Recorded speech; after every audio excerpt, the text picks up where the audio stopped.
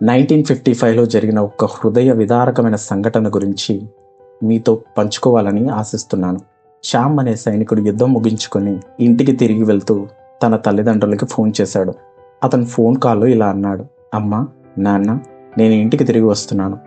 నాతో పాటు ఒక స్నేహితుడిని ఇంటికి తీసుకురావాలని అనుకుంటున్నాను అని చెప్పాడు. అందుకు శ్యామ్ వాళ్ళ అమ్మ, అవునా బాబు, సంతోషంగా తీసుకురా నాన్న అని చెప్పింది. అప్పుడు శ్యామ్ ఇలా అన్నాడు: మీకు ఒక విషయం చెప్పాలి అమ్మా, యుద్ధంలో అతను చాలా తీవ్రంగా గాయపడ్డాడు. ఒక ల్యాండ్ మైన్ పై అతను కాలు పెట్టడంతో అతను ఒక చెయ్యి, ఒక కాలు కోల్పోయాడు. అతనికి ఎవరూ లేరు, మరెక్కడా చోటు లేదు. కాబట్టి అతను మనతోనే ఉండాలని నేను కోరుకుంటున్నాను అని చెప్పాడు. అందుకు శ్యామ్ వాళ్ళమ్మ, ఇది వింటుంటే నాకు చాలా బాధగా ఉంది బాబు, మరెక్కడైనా అతను ఉండటానికి చోటుందేమో చూడు అని చెప్పింది ఆ తల్లి.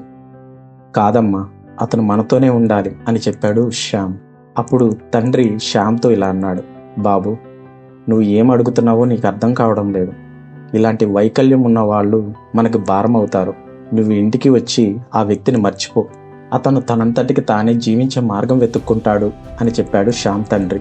అది విన్న శ్యామ్ వెంటనే ఫోన్ కట్ చేశాడు. ఆ తర్వాత తల్లిదండ్రులకి అతని వద్ద నుంచి ఎలాంటి సమాచారం లేదు. కొన్ని రోజుల తర్వాత శాన్ ఫ్రాన్సిస్కో పోలీసుల నుంచి ఒక ఫోన్ కాల్ వచ్చింది.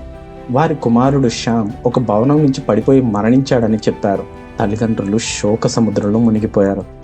వెంటనే శాన్ ఫ్రాన్సిస్కోకి బయలుదేరారు. పోలీసులు తమ కుమారుడి శరీరాన్ని గుర్తించమన్నారు. వారు అతన్ని గుర్తించారు. అతను శ్యామే. కానీ అదే సమయంలో ఒక భయంకరమైన నిజం తెలుసుకున్నారు వాళ్ళు. అదేంటంటే శ్యామ్కి ఒక చెయ్యి, ఒక కాలు మాత్రమే ఉన్నాయి. అప్పుడు ఆ తల్లిదండ్రులకు అర్థమైంది, తమ కుమారుడు శ్యామ్ ఫోన్ కాల్లో చెప్పింది తన స్నేహితుడి గురించి కాదు అని, శ్యామ్ గురించేనని. తన తల్లిదండ్రులు అలాంటి పరిస్థితుల్లో ఉన్న వ్యక్తిపై ఎలాంటి అభిప్రాయం కలిగి ఉంటారోనని తెలుసుకోవాలని అతను అనుకున్నాడు. చివరికి వారి ఆలోచన విని కృంగిపోయాడు. ఇక వారికి భారం కాకూడదని అనుకున్నాడు. అంతే, తన జీవితం ముగించుకున్నాడు. చూసారా ఫ్రెండ్స్, మనకు అందంగా కనిపించే వాళ్ళు, సరదాగా ఉండే వాళ్ళను మాత్రమే మనం ప్రేమిస్తూ ఉంటాం. మనకు అసౌకర్యం కలిగించే వాళ్ళు, మన జీవితం కాస్త కష్టతరం చేసే వాళ్ళని మనం ఇష్టపడం. అది ఏమాత్రం కరెక్ట్ కాదు. అది తమ దాకా వస్తే ఆ బాధ తెలుస్తుంది అనేది ఈ కథ మనకు చెప్తుంది.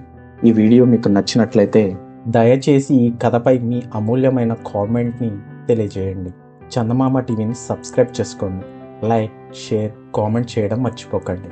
ధన్యవాదాలు.